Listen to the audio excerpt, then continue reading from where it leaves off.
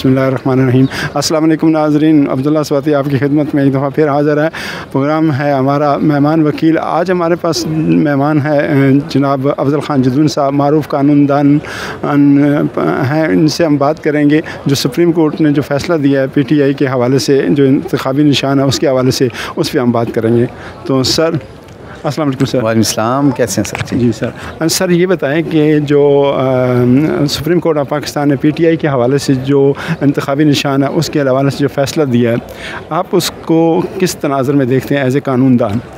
जी, बहसीत कानून के तालिब इल्म मैंने तो जो पढ़ा है फ़ैसला, उसके मुताबिक देखें, अदालतों ने कानून के मुताबिक ही फ़ैसला करना होता है।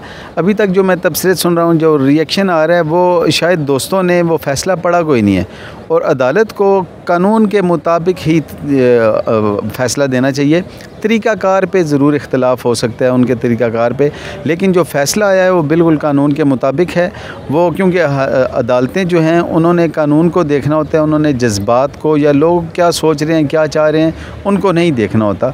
बेसिकली एक थोड़ा सा डिफरेंस जो अभी लोगों के जहन में आ रहा है वो ये आ रहा है कि देखें, हमारी जो है वो कोर्ट्स ऑफ लॉ हैं, कोर्ट्स ऑफ जस्टिस नहीं है। ये फ़र्क हमें समझना पड़ेगा, तो ये फ़ैसला हमें समझ आ जाएगा कि हमारी इंसाफ की अदालतें नहीं हैं, कानून की अदालतें हैं।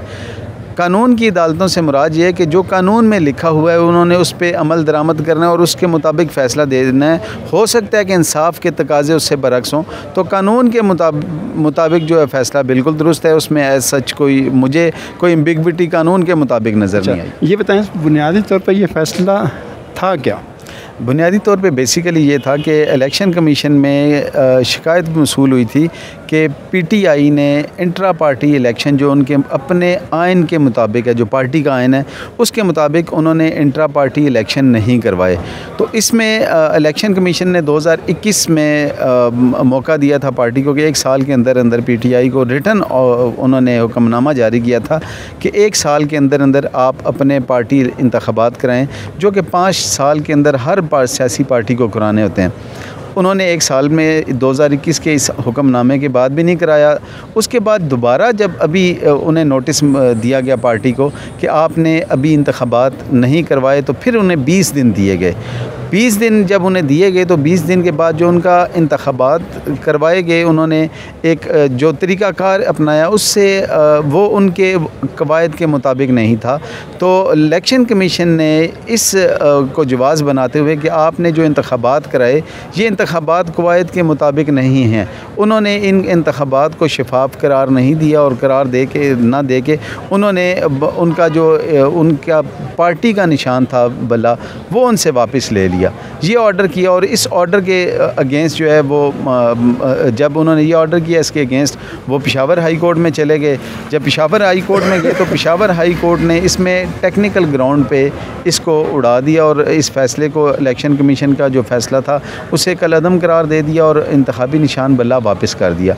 उसके बाद इलेक्शन कमीशन जो था इस फ़ैसले के ख़िलाफ़ इलेक्शन कमीशन सुप्रीम कोर्ट में गया अपील में, और उन्होंने सुप्रीम कोर्ट में पिटीशन दायर की कि ये जो फ़ैसला हुआ है, अगर ये फ़ैसला कायम रहता है तो आइंदा कोई भी पार्टी इलेक्शन नहीं करवाएगी, और अगर वो इलेक्शन नहीं करवाएगी तो जो इलेक्शन कमीशन का इख्तियार है बेसिकली, क्योंकि पेशावर हाई कोर्ट ने ये करार दिया कि election commission as a post office काम करेगा, उसने इस पे कोई डिसाइड करने की अथॉरिटी नहीं है और उसने ये जो अपने इख्तियारात से तजावज़ किया है। तो फिर बेसिकली इलेक्शन कमीशन अपने इस इख्तियार को डिफेंड करने के लिए पटिशनर बना और उसने पटिशन फ़ाइल की सुप्रीम कोर्ट में, और फिर उस पे सुप्रीम कोर्ट ने ये फ़ैसला दिया कि इलेक्शन कमीशन को ये इख्तियार हासिल है, और अगर इस पेशावर हाई कोर्ट के फ़ैसले को बरकरार रखा जाता है तो आइंदा ये एक नया पंडोरा बॉक्स खुलेगा और हर पार्टी के पास ये होगा, जो भी पार्टी कोई भी पार्टी अपने इंतखाबात नहीं कराएगी और इस फ़ैसले को पेशावर हाई कोर्ट के फ़ैसले को जवाज़ बनाकर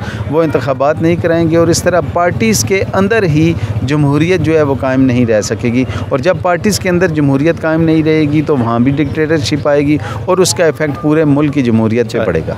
जब पेशावर हाई कोर्ट ने इस फ़ैसले को कवायद के मुताबिक करार दिया तो सुप्रीम कोर्ट को ऐसी क्या चीज़ नज़र आई इस फैसले में जिसको उन्होंने खिलाफ क़वायद करार दिया? अच्छा, ये एक बहुत बड़ी मिसअंडरस्टैंडिंग पैदा हो गई है।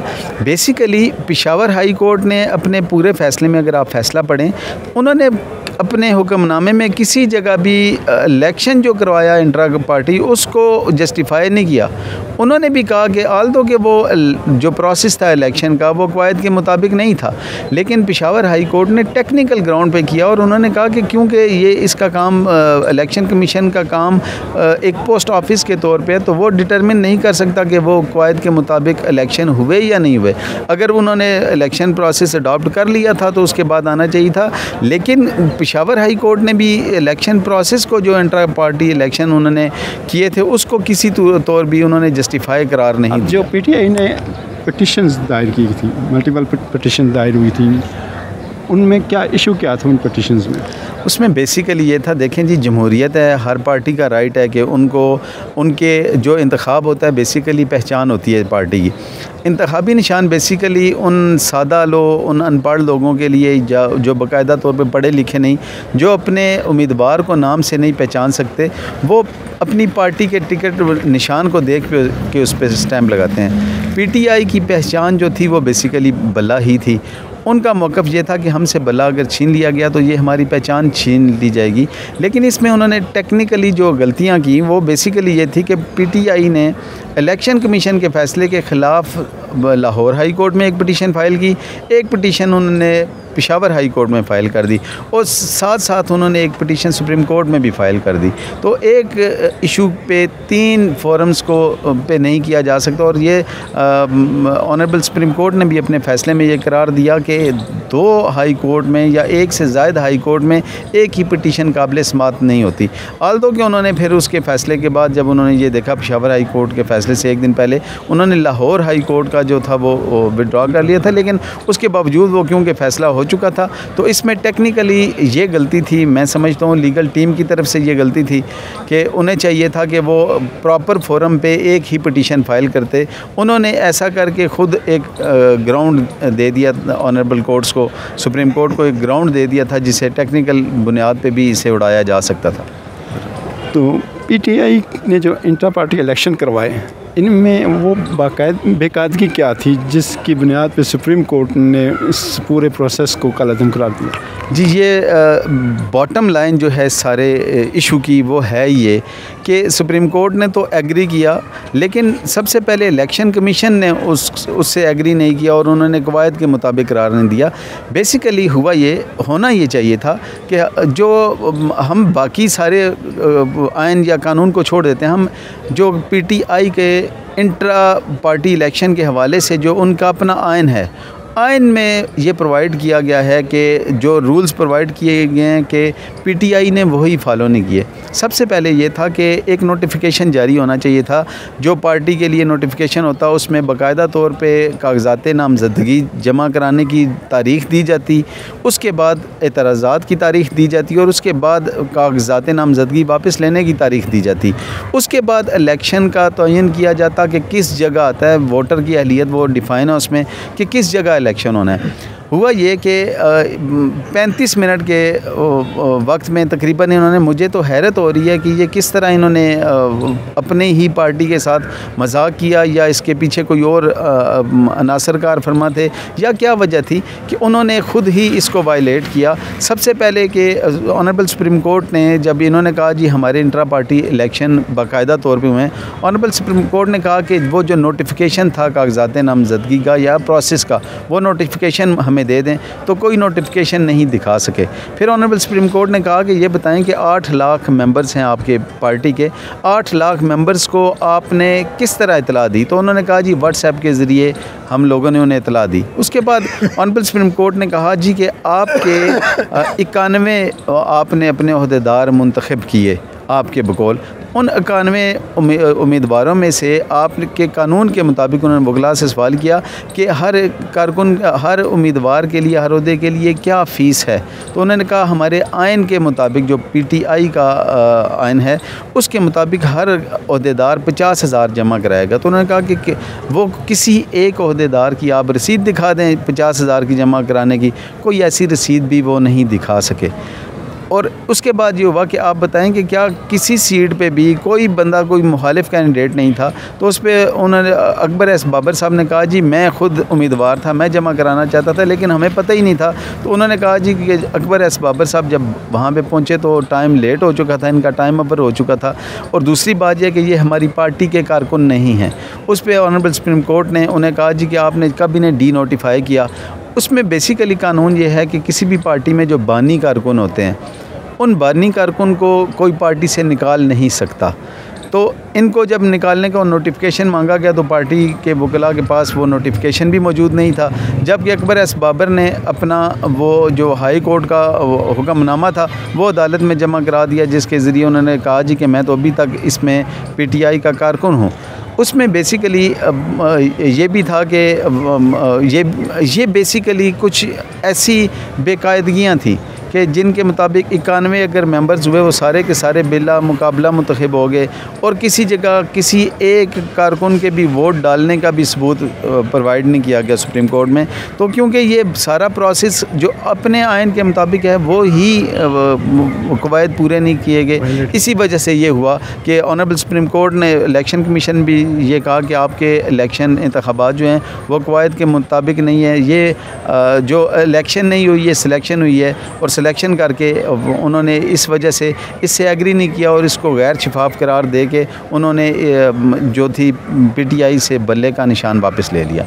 अच्छा, अगर हम देखें तो बाकी सियासी पार्टियां उनके भी इलेक्शन तकरीबन मोरलेस इसी तरह ही होते हैं। हमारे सामने जितनी भी सियासी जमातें हैं सिवाय जमात इस्लामी की, उनका एक प्रॉपर प्रोसीजर है। इसमें क्या ऐसी चीज़ है बाकी पार्टियों को उन्होंने इग्नोर किया और सिर्फ पीटीआई को टारगेट किया। अच्छा, ये बहुत अहम नुकता था जो ऑनरेबल सुप्रीम कोर्ट के सामने उठाया गया। पीटीआई के वकला की जानिब से उन्होंने कहा कि हमें टारगेट किया जा रहा है, तो उस मौके पे 13 पार्टीज़ को डी नोटिफाई करने के उनके जो बल्ले का उनके अपने अपने इंतखाबी निशान थे वापस लेने का ऑर्डर ऑनरेबल सुप्रीम कोर्ट में दिखाया गया। नोटिफिकेशन दिखाए गए कि जिन पार्टीज़ ने भी इंट्रा पार्टी इंतखाबात नहीं करवाए उन पार्टीज़ के ख़िलाफ़ थे, और अगर ऐसा कोई था, अगर दीगर किसी भी पार्टी का था तो पीटीआई के पैनल के पास भी तो ये इख्तियार था कि वो एप्लीकेशन देते। ऑनरेबल सुप्रीम कोर्ट ने कहा कि आपने कोई एप्लीकेशन ऐसी दी जिस पे ऐसा होता तो वो भी वकला नहीं बता सकते। तो बेसिकली तो उनके सामने जो रखा गया था सवाल वो यही था। तो उसमें जबकि इलेक्शन कमीशन ने वो 13 दीगर पार्टी को, तो वो जो उनका मौक़िफ़ था कि किसी दीगर पार्टी को टारगेट नहीं किया गया, तो उनका मौक़िफ़ वो गलत साबित हुआ। और ये अपने मौक़िफ़ में कि इन्होंने अगर कोई एप्लीकेशन इस तरह की दी होती जो कि नहीं दी गई थी, चैलेंज नहीं किया गया था, जिस तरह के इनके ख़िलाफ़ एप्लीकेशन आई और बताया गया कि इन्होंने इंट्रा पार्टी इलेक्शन नहीं कराए, इनके पास भी हासिल था कि ये भी ऐसी एप्लीकेशन मूव करते जिस पार्टी के ख़िलाफ़ इनको इतराज़ था, तो उस पर फिर प्रॉपर कानून के मुताबिक फ़ैसला होता। इस फैसले का पीटीआई को क्या नुकसान होगा? बेसिकली जी इसके बाकी नुकसानात तो ये होंगे कि वोटर के लिए, आम वोटर जो होता है, जो पढ़ा लिखा वोटर नहीं, उसके लिए मसाइल होंगे कि वो अपनी पसंद के उम्मीदवार पे नहीं, उसको प्रॉपरली वोट नहीं, वोट पे फ़र्क पड़ेगा। लेकिन इसका सबसे बड़ा जो फ़र्क पड़ेगा, जो मखसूस नशिस्तें होती हैं जो हर पार्टी को उनके तनासब से दी जाती हैं जितनी वो सीटें हासिल करते हैं, क्योंकि ये निशान चला गया पार्टी का, इसके जाने से ये होगा कि पार्टी इफ़ेक्ट होगी और उसको वो मखसूस नशिस्तें जो हैं वो उनसे महरूम हो जाएगी। ये सबसे बड़ा नुकसान होगा। और आने वाले वक्त में कानून साजी में या किसी भी वक्त जो पावर पार्टी की होती है उसमें मखसूस नशिस्तें ऐड होती हैं, वो माइनस हो जाएंगी, और वो माइनस होने से इनका जो वोट का नंबर है वहाँ पे किसी भी कानून साजी में वो इफ़ेक्ट होगा। ये सबसे बड़ा नुकसान होगा पार्टी को। नाज़रीन, जिस तरह कि आपने सुना जनाब अफजल जदून साहब से कि किस तरह इस फ़ैसले को देखा जा रहा है, और उन्होंने उसके कानूनी नुकात को बड़े आसान और सादा अल्फाज में सबके सामने पेश किया। मैं मशकूर हूँ जनाब जदून साहब के, उन्होंने अपने कीमती वक्त से वक्त निकाला, और मैं मशकूर हूँ इनकी बाकी टीम का भी कि यहाँ मौजूद है। कैमरामैन सैफुल्लाह जदून के साथ अब्दुल्ला स्वाति आपसे इजाज़त चाहता है। अल्लाह।